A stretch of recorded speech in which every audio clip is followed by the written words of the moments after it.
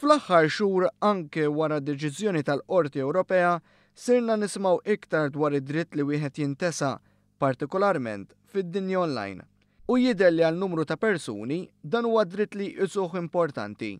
Tant li Google irċieva 276 talba minn Maltin biex titneħħa informazzjoni dwarhom minn fuq is-search engine.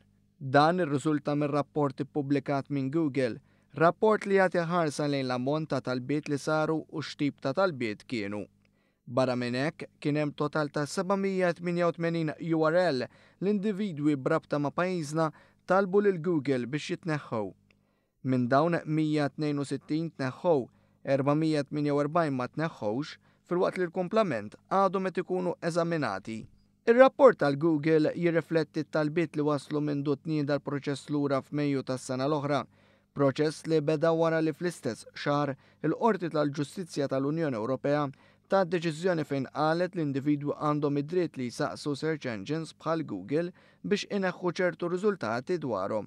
Kollox minn madwar id-dinja, Google irċieva kważi 350,000 talba b'total ta' kważi 1,240,000 URL. It-talbiet li Google irċieva kienu diversi. Ngħidu aħna individwu Belġan li kien ħati ta' reat serju fl-aħħar 5 snin iżda kien illiberat wara appell u talab biex l-artiklu dwar l-inċident jitneħħa, kif fil-fatt sar.